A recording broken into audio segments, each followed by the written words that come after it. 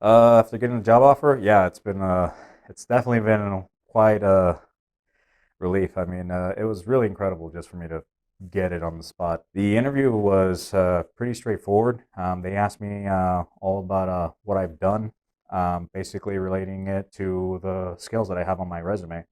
And from there on, I just unloaded completely. I just told them about all the various projects that I worked on. And they really liked hearing what I said. And I think one thing that definitely made me stand out, at least, was me asking them questions. They were asking me questions about, like, say that there's a beam and there's a force applied. What would it be experiencing? I just applied simple static solutions to it. Like, well, you'll experience a moment and you'll experience some stress based on the tension that's occurring up here. And then they kind of threw in some obstacles as well, telling me like, all right, so what if you want to reduce that stress? Like, what would I do? What would I do to the dimension or to the beam itself? And yeah, it definitely made me think about it and on the spot. It made me ask them questions as well because there's so many variables. There's so many solutions to solve for a question like that. And yeah, I did the best that I could for that, telling them that, like, all right, well, we can either reduce it by the length or make it taller from the thickness to decrease that stress. And if we want to save money, we can just reduce the material, but from a solid beam by turning it into an I-beam. And yeah, they really liked that response. Another situation was basically them asking me if there's a satellite, a cube satellite, and they want to rotate it 90 degrees. What would I do to do that? And I just told them that, well, the best way for me, my perspective at least, would be to insert a bar through some screw holes that it has on one side, and then use an arm to pick it up from that bar, because we don't want the arm to like simply grab it around the chassis because it could compromise it when it's being moved around. And yeah, they just loved hearing that from me because I guess me simply analyzing what was going on about currently what's happening and also about a future scenario really showed that, like, I guess that I was the guy that they were looking for. So it was really just that, simply applying everything that I've ever learned onto the questions that they asked me, and also me asking them back, because I think one of the key issues that people don't tend to do is ask questions, because mostly everyone believes that, oh, there's a certain answer that the interview is looking for, but like really, like, the question is tailored to the person that they're interviewing. So like it's really your decision to like mold it into a way for you to solve it, because positions as an engineer, it's up to us to like really find like the solutions for how complex it is, and there's just way too many variables to really like figure out the proper solution. We tend to like just write down what's given to us, but we don't really like question things. And I think it's really important for us to like really like question, like, why is it like that? Why does it work this way? Or how come it's done in this certain manner? Because it's really important to find more than just one solution. Because like, to question something, it really shows like how much you really want to understand and analyze it, so that you can either improve upon it or like teach it as well. And yeah, I mean, noticing this habit that I eventually formed through classes really helped me out for the interview. My course is starting to get harder, so I realized that like I can't keep staying as the quiet kid in the back, simply writing down, getting lucky that like, oh, I passed. No, there were things that were just getting challenging to the point where I had to ask questions. Like, I was embarrassed at first. People tend to be as well, asking questions because they don't want to look dumb in front of others. But like, I've kind of given myself the philosophy that I rather look dumb now in front of one instead of in front of many. And like the many being like, if I happen to have a job and then like there's all these people looking at me and I look dumb in front of them, I rather look dumb in front of the professor and now instead of later in the professional world. You're supposed to be confused. You're supposed to get lost, because that's the best way to learn, by struggling or by failing. Like, that's literally the best way to learn. One of the challenges that I had was basically calculus one. I had to take that 5 times, and I failed it 3 times at my community over at ELAC.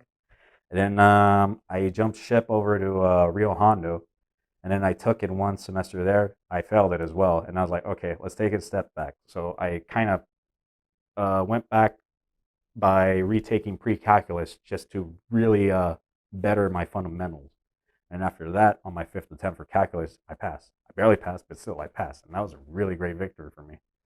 I mean, calculus was definitely hard for me, and it took so many tries. And like, if it wasn't for that, like, I wouldn't have literally be here because from there on, I just improved on my study habits. I just improved on like myself in general because like I realized like these classes are just going to get harder from here on. So I got to change the way I study, the way I am, and all that sort. And from there on, I just kept getting better to the point where I graduated in Rio with my associates in math and physics. There's going to be days where it's going to be hard. There'll be days where you'll cry, be frustrated, but you got to understand also that that's normal. It happens. Everyone goes through it. And like, I sometimes reaffirm myself with that. Like, yeah, I'm struggling right now, but I'm looking forward to the future where I can look back at it and it's like, yeah, I remember those days. They sucked, but I'm glad it's over. And yeah, I mean, all we can do really is just keep pressing on. I remember the third attempt of me failing calculus at ELAC, the community college. I just went to the professor. I was just devastated. I just told him that, like, I don't know what to do. I'm lost. How will I be able to move on? Am I even worth it? Can I even be an engineer and stuff? But like he and many others have always told me the same thing. Like, don't worry about it.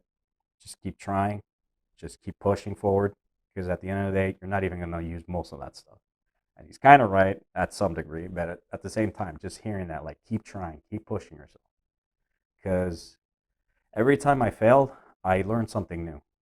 Everyone usually does. I mean, that's the point of failing. Like, no one likes failing, but it's where you really learn the most.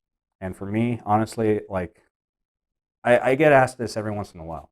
Like, is there anything that I would do? Like, would I go back, study more, and all that? Like, yeah, I would like to, but at the same time, I'd keep it the same because it was through those failures that they really molded me into being who I am right now. It was through those tired nights that I spent just studying in frustration, crying, or just getting angry at myself or the instructor at some point that it really just made me realize like how much more I can improve. Like, all right, this isn't working. I got to try another method. This method is working. All right, let's keep that. And then from there on, I'm just evolving to a certain degree.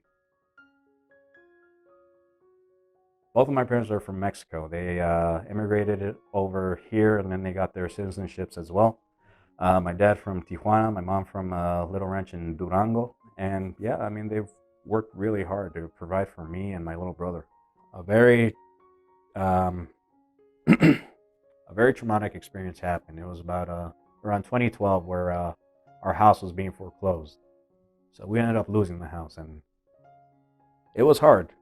It was really hard for all of us because it was a home that we all basically grew up in. We built it together, we leveled it up, and yeah, we just got a series of unfortunate events occurred that had us simply be evicted from the premise. I remember when we heard the news when we lost the house, it was just hard. I was in college. I just got the phone call from my mom that like we've been locked out and we can't go back in. And I just started crying in front of the professor, and the professor just told me like it's okay, just you're excused, go home. And I was like, where to, man? I don't have a home. And yeah, it was a grim day that day. Just us being in the car, just my mom mad, frantic, trying to yell at my dad depressed, and yeah, and well, I mean it was a period of confusion. No one really knew what was going on or what to do. So we did what we could do. We ended up relocating with family. And from there, family just basically is what kept us together. Our strong family bond is basically what like kept us just to survive.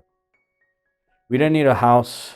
It'd be great to have one, but we just needed each other because that's all we needed at the end of the day. And honestly, I'm very lucky to have such a very loving and supportive family to still be with me to this day. And with all the sacrifices that they put to allow me to like be in this position, to, like at least achieve my dream to be an ME.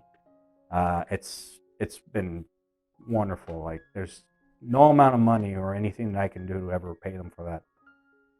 And all I can do is just keep working ahead because it's all that's ever motivated me to provide for them as well for everything that they've done for me.